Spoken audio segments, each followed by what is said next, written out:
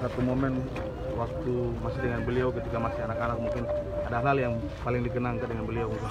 Hal yang paling dikenal dari beliau adalah orang yang bijaksana, sosok figur orang tua, ayah buat kami adik-adiknya semua. Karena biar bagaimanapun beliau selalu mengajarkan kami bagaimana caranya untuk selalu rendah diri, merendahkan diri, rendah hati, tidak boleh menyombongkan diri. Biar apapun yang kita miliki, apapun yang kita punya, selalu ingat untuk bagaimana caranya berbagi sesama menjadi sumber berkat, saluran berkat, dan itu yang selalu diajarkan dari kecil.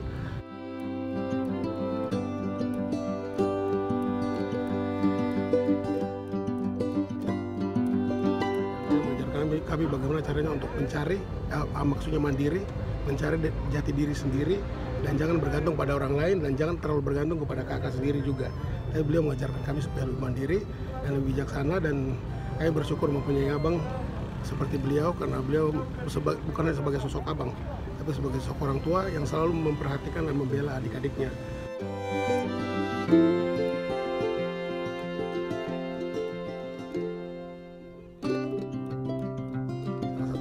Kami paling ingat adalah di mana beliau tidak mau orang tua kami pusing. Jadi kalau kami mau bergerak atau berbuat sesuatu atau melakukan kesalahan apapun, beliau selalu bilang, jangan bikin orang tua, jangan bikin bapak dan mama pusing.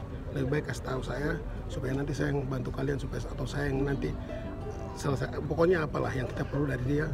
Beliau selalu menjadi panutan dan juga menjadi sosok yang kita bisa bersandar. Kita mempunyai masalah ataupun susah dan lain sebagainya. Salah satu hal seperti itu, beliau tidak pernah melupakan keluarganya, adik-adiknya, tapi lebih daripada itu mungkin itu adalah suatu hal yang kita bisa lihat juga dari sisi beliau selama menjadi public figure ya. Selama beliau dalam organisasi maupun menjabat, beliau adalah orang yang tegas, tetapi pada saat yang bersamaan penuh empati dan kasih sayang kepada siapapun. Tidak pernah membeda-bedakan. Itu adalah hal yang paling beliau tidak suka dan itu adalah hal yang kita ingat dari kecil, karena beliau kalau kita mulai bicara si ini begini, si itu begitu, apa selalu dia ngapain kau bicara? Kau diam, tidak boleh sama sekali kau bicara orang. Biarpun dia jelek-jelek begitu atau ngapain bicara kejelekan orang? Pasti ada hal yang baik dari dia.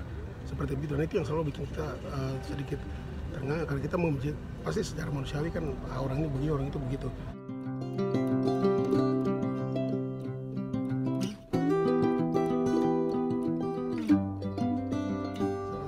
Selalu ajarkan kita dan kita lihat sendiri dari beliau adalah beliau tidak pernah mau kita untuk pokoknya menjelekan orang lain atau memojokkan orang lain, tapi bagaimana caranya saling menghargai, apalagi menghargai orang lain itu sangat penting sekali di mata beliau.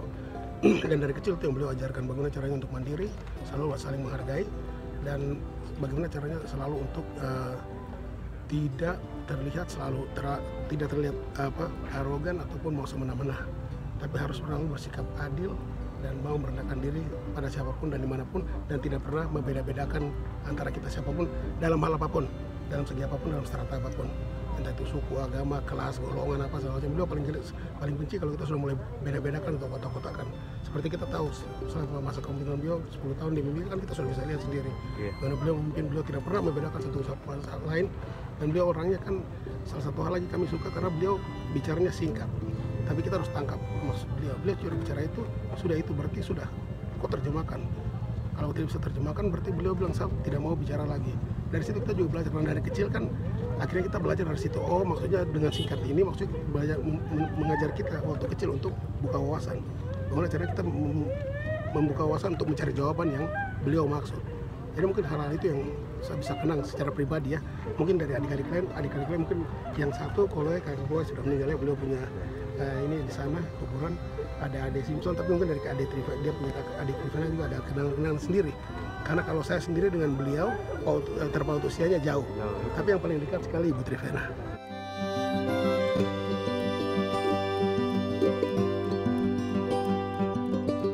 Pernah ada pengalaman khusus, mungkin pernah dimarahi ke waktu kecil kan? Oh sangat.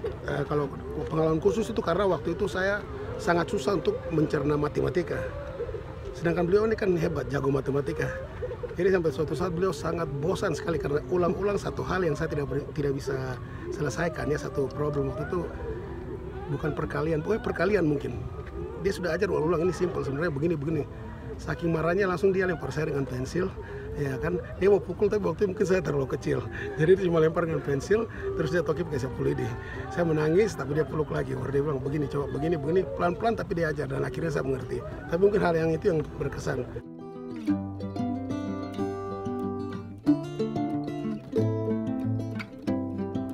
Sangat, beliau selalu bilang seperti yang tadi, jangan selalu jangan meninggikan diri, selalu merendahkan diri dan selalu membuka telinga dan mendengar semua aspirasi baik itu dari rakyat maupun daripada anggota-anggota DPR yang lain dan juga dari pihak pemerintah, dari pihak manapun.